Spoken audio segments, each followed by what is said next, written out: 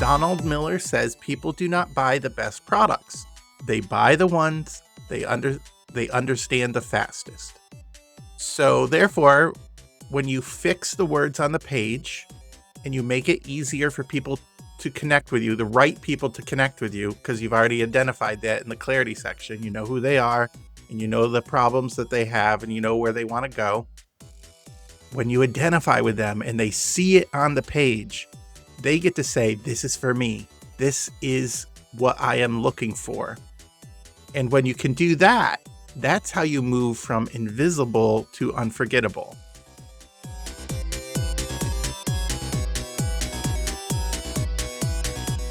Welcome back to the Scaling Therapist Podcast. I'm your host, James Marland, and we're in the middle of the 3 Pillars of Scalable Income series. As a recap, Pillar 1 is clarity, knowing your people, their problems, your product, and the price you're going to charge for it. Pillar 2 is connection, how those people actually find you and move towards working with you. And then Pillar 3 is going to be confidence, why you keep going and where the new road is taking you and how to be successful on that road. So in the earlier episodes, we talked about buckets and aqueducts and how fully booked and burnout, you often live on the same road. We also talked about getting clarity on your people and their real problems. In fact, the people's problems is the only reason they're going to buy from you. They buy because they have a problem and they see you as the person who can solve that problem. In the last episode, that was episode 144, it was on connection, and we talked about a path. Your people are on a path, and you need to identify where they are on that path. Are they just curious? Are they enlightened and asking for more? Or are they committed and buying?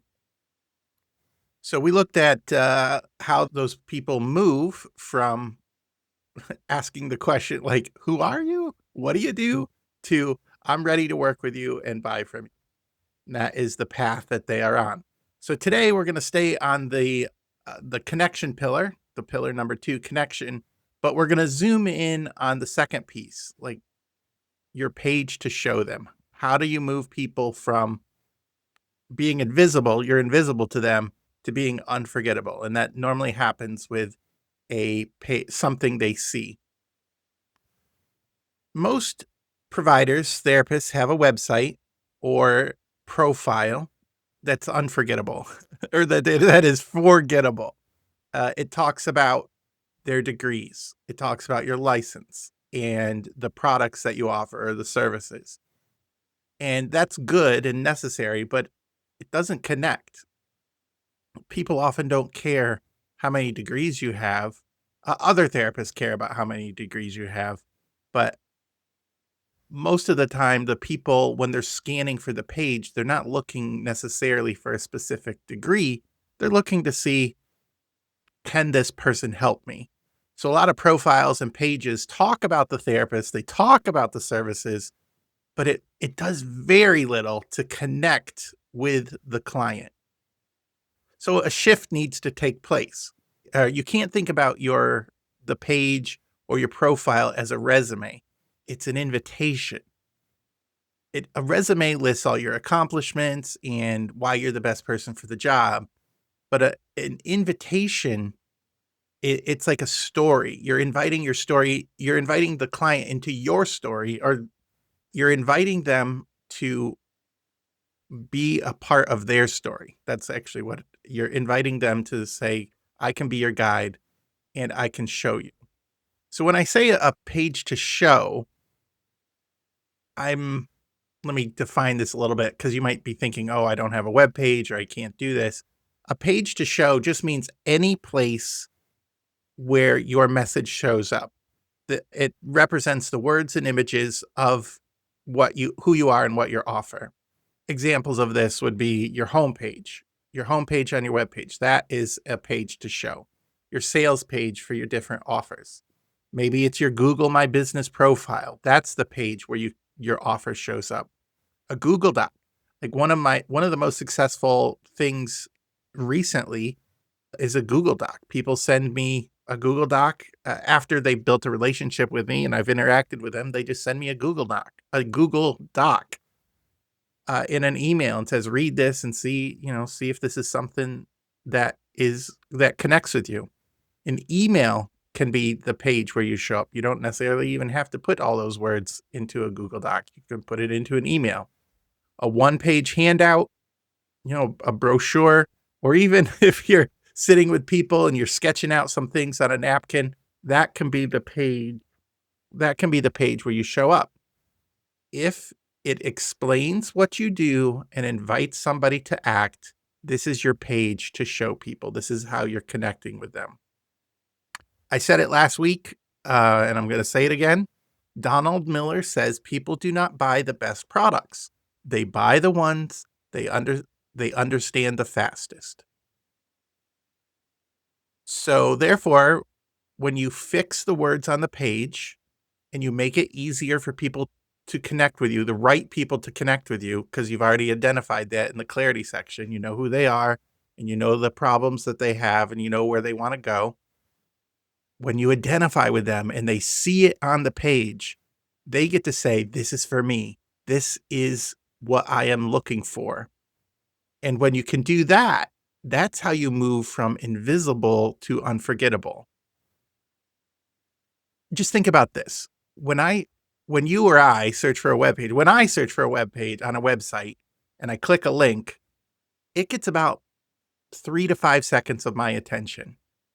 I'm scanning the headlines. I'm scanning some of the content. I'm scanning the images. I'm looking for signals that say, "This is for me. This has my answer. They get me." If I can't find what I need, I move on. I do it, you do it, and your clients do it too. So think about get just do this thought exercise for me. Can you think of a web page that you visited recently that you understood what they were doing and how they could help clearly in 3 to 5 seconds? I started thinking of some of my friends and their web pages that I visited, and I looked up private practice elevation.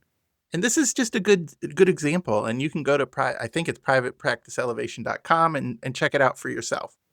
They in 3 seconds they communicate all that you need to know about what they do. Their header says who they help, what they do, what to click, and how to get help, all in a few lines. And that's what you want. That's what you're going for. So, what makes a page work like that? And how do you build one? So, we're going to go through that in the next section. The next We're going to talk about how your page is an invitation, not a resume. What is your page really for? When you think about your web page, just your page, when I say your page, I'm talking about the email, the Google Doc, the web page, the Google My Business, the brochure. What is that? What is that page that you're sharing to help people connect with you? The goal is connection. I just said it. The goal is connection. The goal is not impressing people with your resume. It's not impressing people with your history of how you got to where you are, the history of your building. That those are irrelevant to people who are scanning for, do they connect with me? Do they understand my problem? Your page exists to help the person struggling with a problem see themselves in your word. I'm going to say that again, and I hope my AI editor does not remove this. It often removes my restatings of things because it thinks it's a retake. But the goal of your page exists to help the person searching for a problem see themselves in your words. It names the problem that they are actually having. They actually feel it, and not just in a small way. You are solving the shark bite problems, not the mosquito bite problems. They see the big problem that you can solve for them. It shows a hopeful path that they can get to where they want to be, their oasis, their safe harbor, and they have that path that you can take. What it is not doing, what is not relevant for people when they are scanning this, is not every credential you have. It's not for naming every population that you could theoretically help. And it's not for telling your whole life story at the top. Once again, and I'm going to state the process from StoryBrand. The client is the hero. You are the guide. So the page that you are creating has to talk to, it has to position the person reading it as the hero. And this, from StoryBrand, you're the hero, or your client is the hero. You're the guide with the plan. And on the page, that means you talk more about their world than your degrees. You use you more than I. You show the transformation they want, not just the method. For example, instead of saying, I offer CBT, EMDR, and group work, you say something like, you are exhausted from carrying everyone's pain and you want your life back. That's a subtle shift. But the impact is just massive. Well, I want to let you know, when I first started, and I've said this before, when I first started doing this work, I would talk about I help therapists create courses and income streams, but that's not necessarily that was talking about the solution. I wasn't talking about the burden of feeling burnt out, the burden of always being chained to the chair or feeling like you can never have enough sessions, you're never helping enough people, feeling like your freedom is impacted. I didn't talk about those things. I was just talking about, oh, I know computers and I know how to help build courses and create video and audio. That didn't connect with the problem. And it took me several tough years to really understand that the audience is looking for, can you solve my problem? The clear words beat clever branding. The clients are looking for survival information. They are scanning your webpage. Remember, you got 3 to 5 seconds, and they're just asking, can this person help me survive? Can they help me survive and thrive? If your words are cute but confusing, people are going to bounce. They don't have the mental capacity. The brain power takes calories, and the brain is always saying, "Oh, that's too confusing. Don't spend the time or energy figuring it out."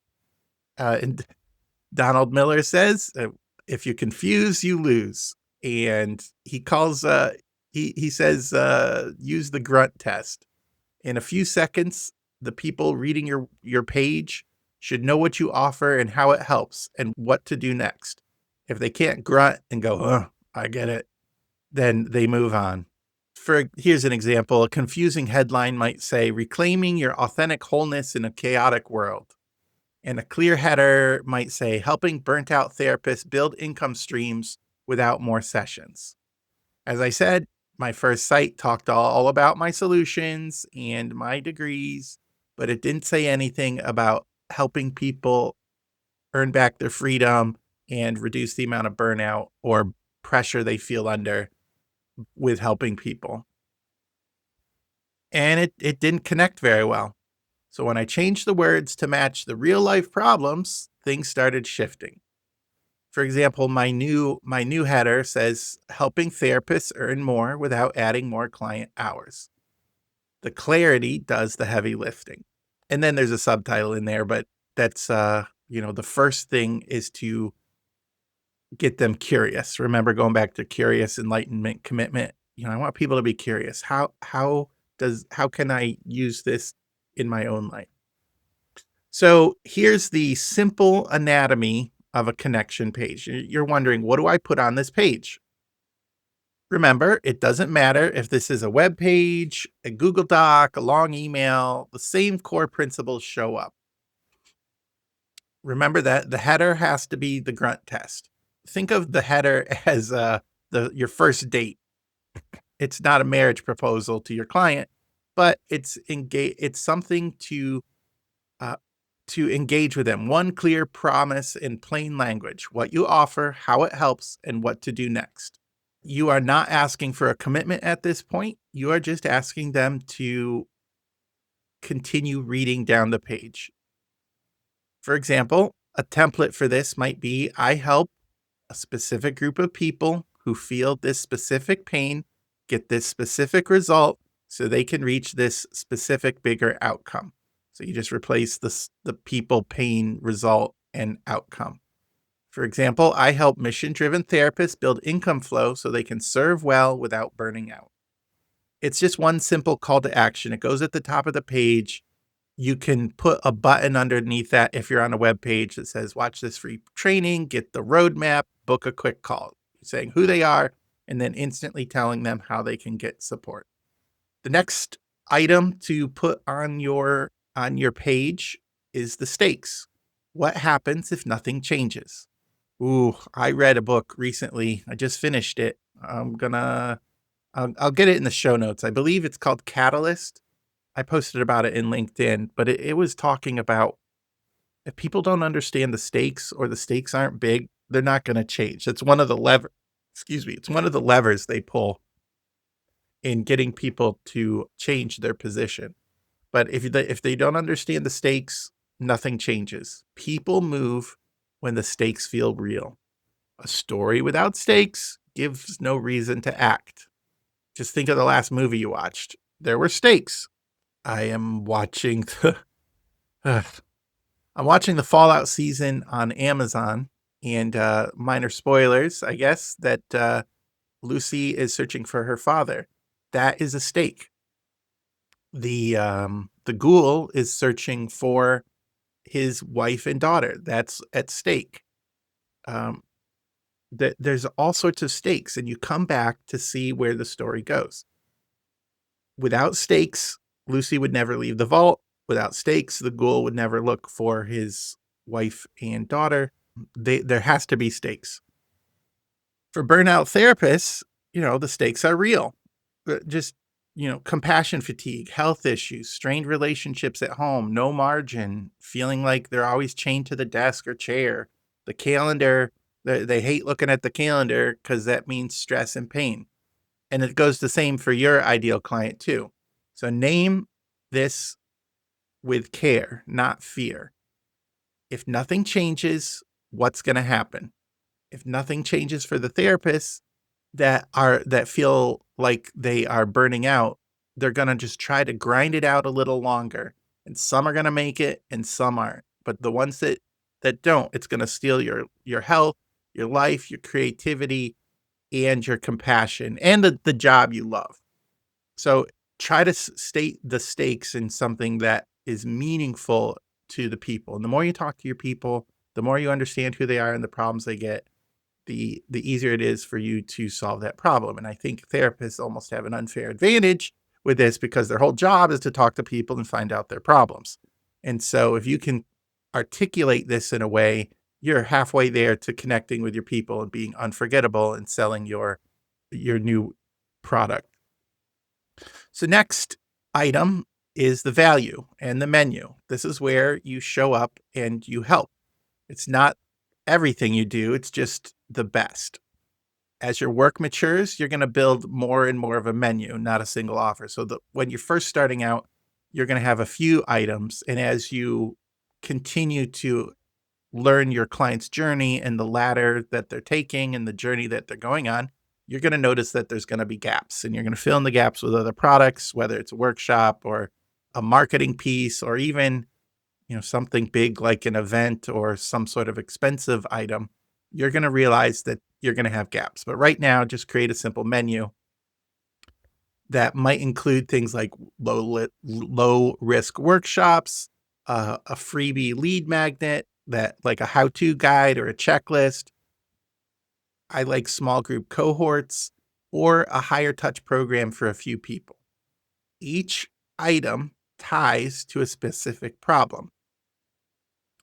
It's not, your menu isn't 6 weeks of coaching. That seems relatively vague, but a 6-week group to help you design and launch one income stream without more sessions. It's an example. And I'm sure with a tiny bit of wordsmithing or even having ChatGPT ask you some questions about what you want to offer, you'll come up with the exact right wording for that. Next on the page is your plan. This is how it works in three simple steps. 3 to 5, don't go more than 5. But people feel safer when they see a plan. So keep it simple. Step 1, for example, step 1, watch this free training and decide it's for you. It's low barrier to entry. Step 2, join a cohort. Design one income stream. Step 3, launch your pilot program and learn from real people. Join a community where you can continue to learn and grow. Simple steps, barrier to entry is low. And as you go on and they do more things, they get more from you and your product. So these simple steps lower fear, and when uncertainty is reduced, action increase. So give them the steps to lower their fear and uncertainty. The next section on the page is the proof section, proof and reassurance. It's just a couple sentences on how one or two short client sentences can help. All right, let me start over. In this section, you're adding 1 or 2 short client sentences that can help. A tiny case study, then reassurance. This is for you if, this is not for you if. This helps the right people self-select, and that, helping the right people self-select is very important for you.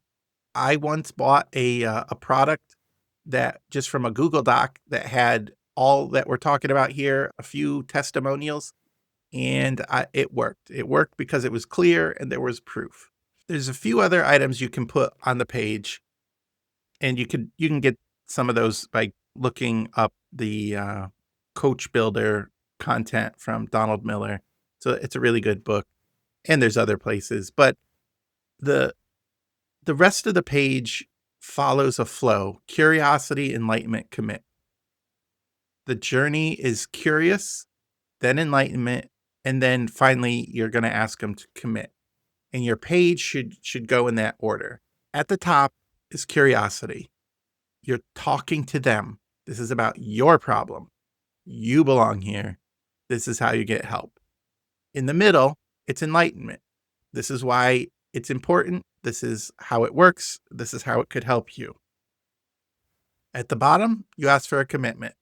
If you want to get help, you're inviting them. This is the next step when you are ready. The problem that you can run into is jumping to commitment too fast. If you put the commitment part at the top, it's like asking for a marriage proposal, before you even learn their name. Let them be curious, let them be enlightened, and then ask for some sort of commitment. Each section earns the right for the next section.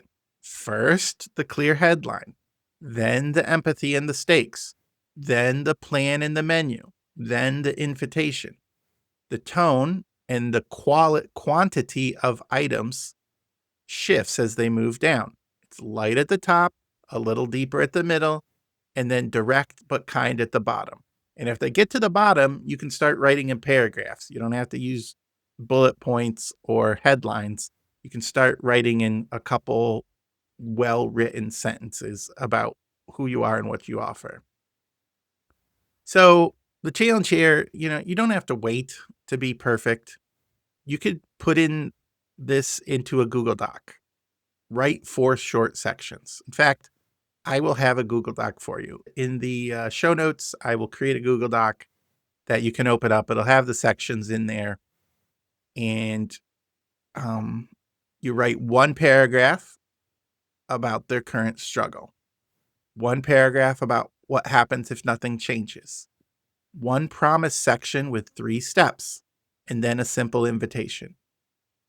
For example, you love the work, but your calendar's packed and your body is tired. I help therapists like you build 1 small income stream that creates a margin without abandoning your mission. Just to let you know, my first page was ugly, but it did get some responses because it was clear.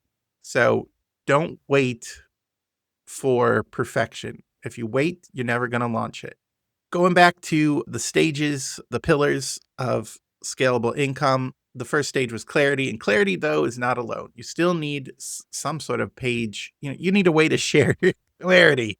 You need to help people. You need a way to invite people. You need to show what's at stake, and you need to have an offer that's clear. And the next step, as I said above, your homework's simple. Take 10 minutes, draft a page to show in Google Doc. Use the header, I help who feels what get so they can why. Oh, that's I didn't add the blanks. I help this group of people who feels this pain get this so they can. Why are you helping them? I'll have it written better in the Google Doc. Once you've written it, do the scary thing and share it with a friend. Share it with me. Share it with a friend, though. Share it with a friend. Share it with a potential client. If they hesitate, ask them, get feedback. Like, feedback is so valuable when you're doing this. If you have this page and you can share it to 3 people, get feedback and then share it to 3 more people. As you do this, you're going to refine what you have. And then before you even know it, you're going to be halfway. You're going to have a well-defined page to share what you do. I want to let you know I'm here for you. I really care about the therapist struggling. I really care about the person who just thinks that grinding it out and doing one-on-one sessions until they can no longer do that is their lot in life. And I want to help you create some income streams that support you and keep you doing what you love. If this has been helpful to you, I would appreciate it if you left a review on iTunes, or maybe shared this episode with a friend, or shared the template that I will create that'll be in the show notes for your page with a friend. Get the word out that therapists can continue to do what they love, but also create an income stream with their expert knowledge where they don't have to be tied to the calendar, clock, or couch. All right, this is James Marland. Next week, we're going to wrap up with the final episode on connection, and that's going to be about promotion. How you're going to promote what you offer. I hope you join us. Until next time, go put your mission in motion.